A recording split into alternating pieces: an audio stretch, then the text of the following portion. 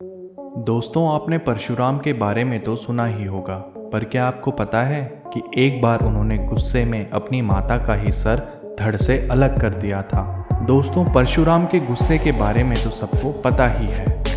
अगर आपको नहीं पता तो यह वीडियो हम आपके लिए लेकर आए हैं, तो वीडियो के अंत तक ज़रूर बने रहिए।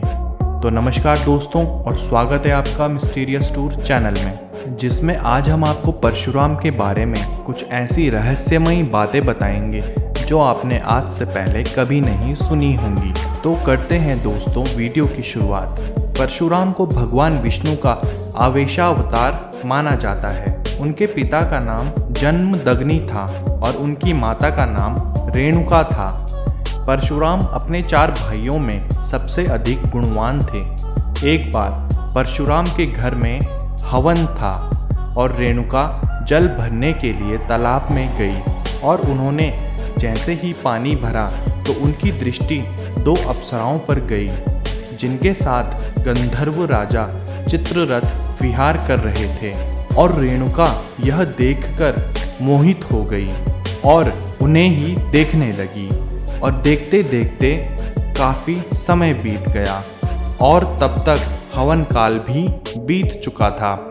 और जन्मदग्नि को इस बात का आभास हो गया कि उनकी पत्नी के मन में गलत विचार आ चुके हैं, तथा जब रेणुका अपनी कुटिया में गई तो जन्मदग्नि ने क्रोध में आकर अपने सभी पुत्रों को कहा कि अपनी माता का वध कर दो।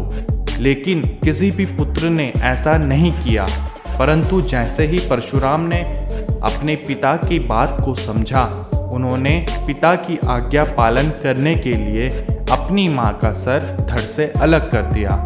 तब जन्मदग्नि ने अपने और पुत्रों की विचार शक्ति ही नष्ट कर दी, और परशुराम को देखकर जन्मदग्नि बहुत खुश हुए और अपने बेटे परशुराम से कहा कि पुत्र, तुम ही मेरे आज्ञाकारी पुत्र निकले, मांगो, तुम मुझसे 3 वरदान मांग सकते हो।